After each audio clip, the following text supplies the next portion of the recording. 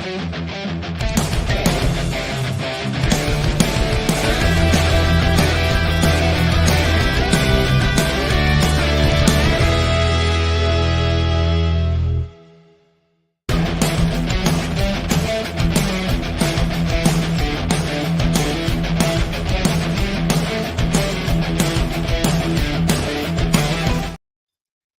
there, this is Tata, and welcome to Justling Time Post Show.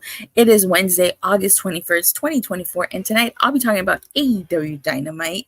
I just want to first say happy birthday to Daniel, celebrating his 40th birthday, so happy birthday, Daniel. So, tonight's Dynamite was the go-home show to Allin.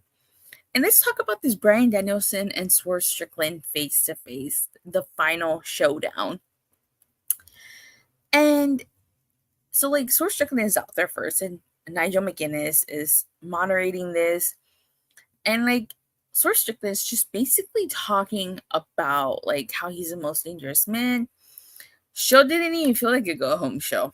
I can see why you say that. And, like, he name drops Hangman Adam Page, Jay White, Konosuke Takeshita, Samoa Joe, Claudio Castagnoli, Christian Cage, and Will Ospreay is all the people he's beaten to keep that title. And I thought this was a really good promo by Swerve Strickland. I've been enjoying the build to Bryan Danielson versus Swerve Strickland. I really like the fact that Nigel McGuinness was like called it Bryan Danielson, Brian Brittle, the neck break kid. And so, like, in the middle of this, like, Bryan Danielson interrupts Swerve Strickland because, like, he promised to take Bryan's moment from him. And Bryan Danielson showing a side of him that we haven't seen. I thought it was a good segment. Looking forward to their match. Same here. You know, he's basically comes out saying that he's the best fucking wrestler in the world. And he's the American fucking dragon. And I was like, holy shit. Like, this is the Bryan that, you know, has been missing.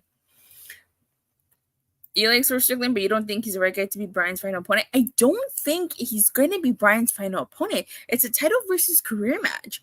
And with Bryan's family being there, I really don't see Bryan Danielson losing at all in. More than anything, I think Bryan Danielson's probably going to win and then retire at Wrestle Dream. You know? So I don't think Bryan Danielson's losing here. Bryan is winning the match. Oh yeah, he definitely is. Especially when they made this a title versus a career. I think that made it pretty obvious that he was going to win. So I think this was a phenomenal promo by Bryan. I really enjoyed this segment between both Swerve Strickland and Bryan Danielson. You know, another possibility of Swerve Strickland losing is Hangman is been dying to get his hands on Swerve Strickland. What if Hangman Adam Page cost Swerve Strickland the match here? You know, honestly, I would want a clean match, though. Between Bryan and Swerve Strickland, I would want a clean match here. But I definitely do see Swerve Strickland moving on to Hangman Adam Page after this is over with Bryan Danielson. But this was great. This was a great way to close out the go-home show to Allin. It almost makes me want to miss Day 3 of Power Morphicon and watch Allin live, but I'm covering Power Morphicon this weekend.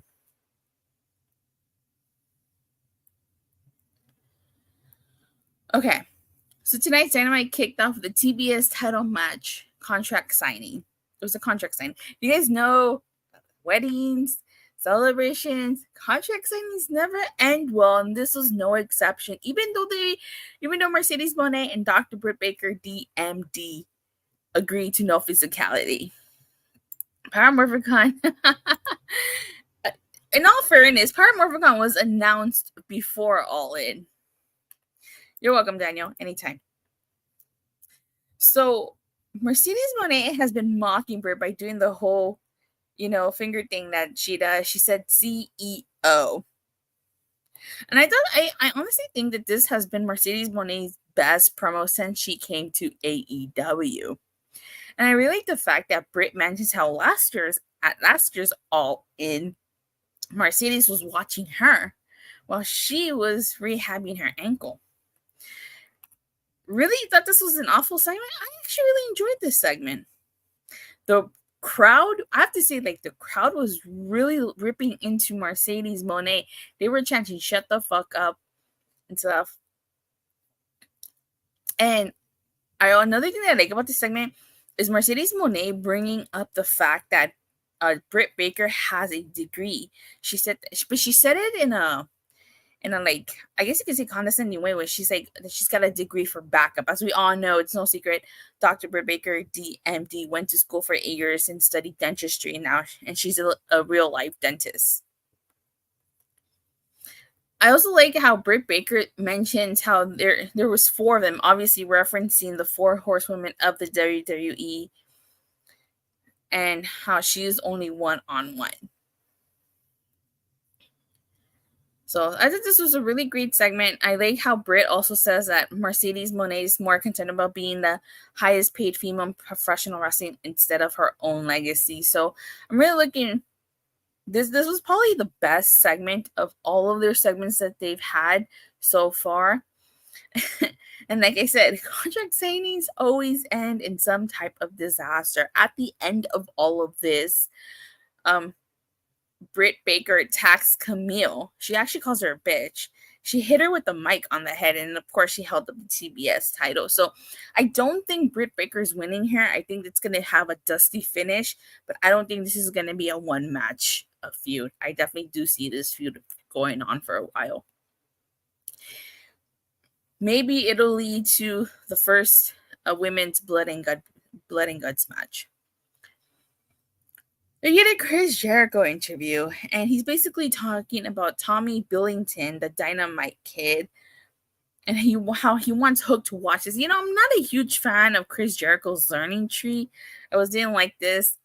His match against the Dynamite Kid, Tommy Billington, wasn't a bad match. It was a decent match, but it's just the learning tree is not working for me here. But Chris Jericho does beat Tommy Billington. And like Hook comes on, he confronts Chris Jericho. It was time to change the channel. A learning tree to attack Hook. So you remember, Hook had to agree to fight Big Bill on Collision in order to get this match with Chris Jericho. So yeah, it's not something I'm looking forward to. Big Bill versus Hook. I really hope Hook beats Chris Jericho and we move on from this. Out of all of Chris Jericho's gimmicks that he's had in AEW, this has been my least favorite gimmick. So next we get the AEW women's title matches. Toni Storm versus Saraya. Hook Jericho have been feuding since April. End this. Yeah, I agree.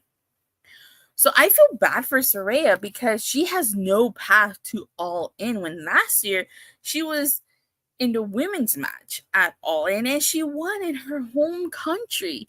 Now this year it doesn't even seem like she's going to be on the card.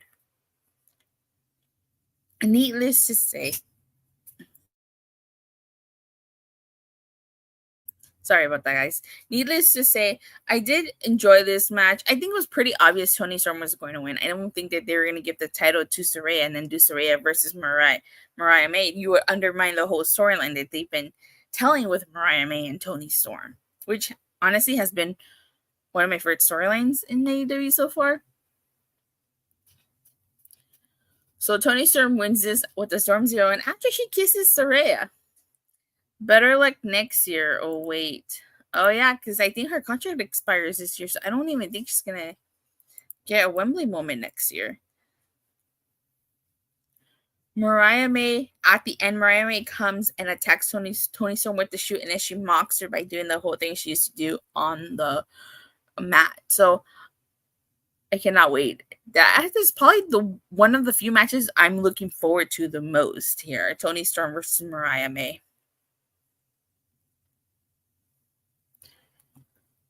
I think Mariah should win because who's next for Toni? Exactly. I agree. I think she should win. I feel more bad for Jamie Hayter if she doesn't make some kind of appearance at All In. She'll have missed it out 2 years in a row in her home country. I agree. I do also feel bad for Jamie Hayter because she wasn't at All In last year. She's probably not going to be at All In this year. You know what? You know what? It would be really cool if at the end of Toni Storm, either at the end of Toni Storm versus Mariah, you have Jamie Hayter come out, or maybe at the end of Britt versus Mercedes Moné. But I definitely hope that maybe next year, Jamie Hayter gets a moment at All In. I can't wait to see Mariah as champion. I was saying, this has been good. Next, we get a Conglomeration Interview, which really didn't do much for me. This segment didn't do much for me. They could have done without this interview. We get a really great segment between Will Ospreay and MJF. So, they were in Cardiff Wells, and the crowd was super behind Will Ospreay here.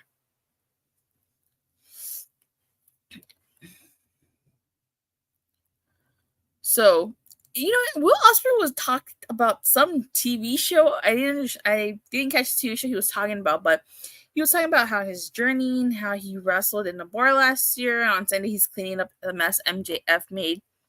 The match with Saraya and Toni shouldn't have been booked as a title match. It made no sense. Well, because Saraya was trying to get her moment to get to Wembley since she's not on the card. One of the things I like about this was that, MJF says that he didn't have to become a flip merchant like Will Ospreay. All he had to do was the kangaroo kick. The kangaroo kick was so hilarious, and even Will Ospreay admitted that he was laughing, but about the double clothesline, which was also good too. But I thought this was a really great segment between both of them. I thought it felt personal here. But MJF at the end basically was talking about Will Ospreay's wife and about how the next kid she has won't be his either. I was like, damn, he went there, and you could see Will Ospreay trying to restrain himself because they both agreed to no physicality here. And he still attacks him after he has Tony Schiavone, what the fine was. This was a good segment between MJF, but MJF will retain. I don't know. I mean, if you really want to get MJF booed, you will have him retain, but maybe Will Ospreay wins. He attacks him with the Dynamite diamond ring, and Will Ospreay gets busted open. And MJF tries to use the Tiger Driver on Will Ospreay. The Tiger Driver, as we all know, Will Ospreay hasn't used since he hurt Daniel Bryan with it.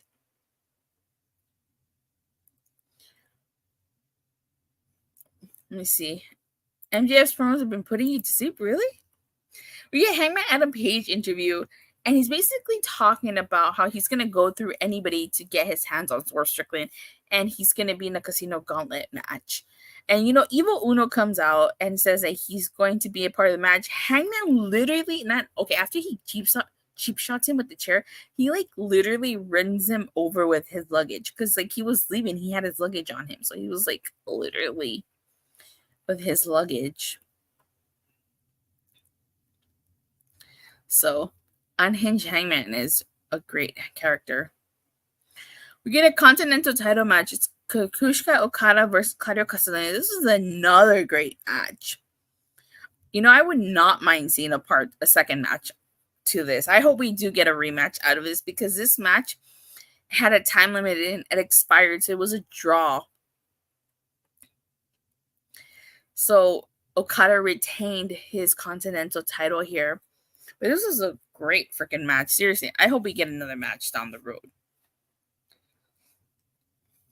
And then at the end, the Elite come out. And the crowd wants 5 more minutes. But, of course, Elite and Okada being heels refuse to give Claudio those 5 minutes. It was the best match of the night. I agree. Best match of the night. So this leads into a trios match. It's Darby Allin and FTR versus the Elite. And this was, I thought this was a fun little trios match. Darby Allin and FTR were victorious. My favorite part was the 3 Scorpion deadlocks that they did to the Elite. I think that was a really cool spot. And then at the end, the Acclaim came out. So I honestly feel like this whole segment went on way too long. It's like they didn't let stuff breathe. It was just like go, go, go, go from Okada and Claudio to the trios match to the Acclaim coming out. So we're supposed to get a Will Ospreay interview, but like Bryan Danielson interrupts him and he tells him to do it. Like he means to do it, meaning to hit MJF with that Tiger Driver. And like Will Ospreay is just like giving him that death glare. So I do think Will Ospreay's gonna hit MJF with that Tiger Driver, but I don't think he's gonna do it many times. I think he'll probably do it once at the end. All right, so I'm gonna stop there because I already talked about what happened at the end. Overall, I think this was a pretty decent Dynamite. This is a go-home show. As you guys know, I feel like go-home shows should sell you the pay-per-view, should want to get you to tune in. This show was horrendous, almost put you to sleep, really, a 2 out of 10. And I am a little harsher on go-home shows because I feel like if someone doesn't consistently watch, they should be able to watch this Dynamite and say, oh, I'm going to tune into All In. This is a go-home show. I did like the contract signing. I'm just ready to get to Sunday. LOL. I did like the contract signing. I did like the Will Ospreay MJF stuff. I did like Okada versus Claudio. If the trios match was decent, and I did like the ending segment, but like I didn't really need Chris Jericho versus Tom Billington on this card. I mean, you could have just saved that. Well, the match wasn't bad, but it's like, I know they're trying to build to All In with Hook, and I get why they did it, but you could just had Chris Jericho go out there and cut a promo. Really wasn't a huge fan of the Chris Jericho interviews, so with that being said, because this was a go-home show, I felt like I'm going to give this a 6 out of 10. Decent enough. If this would have been your run-of-the-mill Dynamite, and this wasn't the go-home show, probably would have given it maybe like a 7.5, but no. Now some Power Morphicon interviews, hopefully. We'll see. But no, this is a go-home show. It's supposed to sell you All In. All right. So with that being said, I just want to remind everybody that I won't be watching Friday Night SmackDown. There will be no TNA Impact review on Body Slam tomorrow. It is Power Morphicon week, and I will be at Power Morphicon tomorrow. I will be going on the location field trip, going to different Power Ranger locations where they were filmed back when it was filmed here in California, back in the day. Probably gonna do a vlog, so if you guys want to check that out, hope you vlogged. I am gonna vlog. I just said that. And if I'm lucky, I'm hoping that I can interview some of the Rangers. I do have some questions prepared, so hopefully, fingers crossed that I do get to interview them. But with that being said, thank you guys all so much for watching and for the continued support. Please don't forget to like and subscribe. Make sure you hit that bell so you get notified whenever I go live or release a new video. And yeah, you guys, you want to check out the cool stuff that I'll be uploading from Power Morphicon. My goal is to go to his channel on Friday since I won't be around. Yeah, check out his SmackDown review. And as far as All In is concerned, because Power Morphicon I'll be at Power Morphicon at the same time as All In. I probably won't watch All In live, but I will probably catch the replay and maybe do a review. I don't know yet. It's up in the air. So if I don't see you guys on Sunday evening for an All In review, I'll definitely see you guys here Monday after all. And make sure you guys keep your eye out for all the cool Power Morphicon stuff I will be uploading. Catch you guys later. Bye.